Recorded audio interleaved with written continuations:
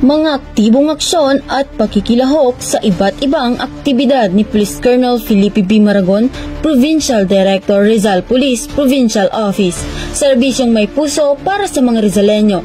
Simula ika-9 hanggang ika-18 ng Disyembre taong kasalukuyan.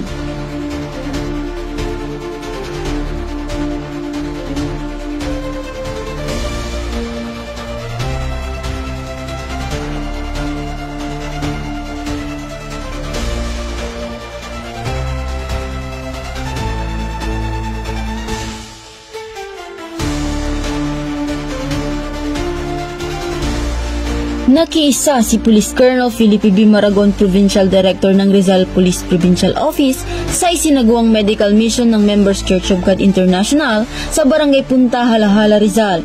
Inihandog ng MCGI sa mga residente ng nasabing barangay ang libreng gamot, dental services, libreng konsultasyon, mga medical equipment at mga grocery packs. Tagumpay ang isinagawang 13th Monthly Provincial Joint Anti-Bank Robbery and Cybercrime Meeting na isinagawa sa Taytay Municipal Hall kung saan ay personal na dinaluhan ni Police Colonel Maragon ang aktibidad. Inihayag ang mga gawain ng kapulisan ng Rizal upang mas mapaigting ang pagpapanatili ng kapayapaan at malabanan ng mga krimen. Dinaluhan ni PD Maragon ang selebrasyon ng 45th Anniversary and Thanksgiving Celebration of the Church of Christ kung saan ipinapakita ang pagmamahal sa Panginoon, pagtitiwala at pasasalamat sa paggabay at pag-iingat na ginanap sa Barangay San Isidro, Antipolo City, Rizal. Ang Rizal Police Provincial Office ay nagsagawa ng ceremonial placement of Bawal Bastos Law stickers sa mga public utility jeepney at tricycle.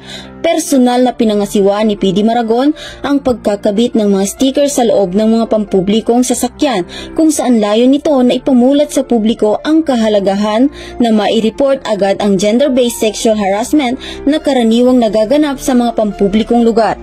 Ang Rizal Police Provincial Office ay puspusan sa paghahanda sa pagbuo ng mga estratehiya at makabagong paraan upang masawata ang mga kriminal na nagbabalak gumawa ng masama lalo't nalalapit na ang Yuletide season. Isa na dito ang bike patrol training na isinagawa ng mga miyembro ng Tourist Police na mismong pinangasiwaan ni Police Colonel Felipe B. Maragon. Malaking tulong ito sa pagpapatrolya sa mga lansangan na matatao na hindi kayang pasukin ng police mobile at mga pasyalang dinadayo sa lalawigan. Dahil sa bagong Pilipinas, ang gusto ng pulis ay ligtas ka.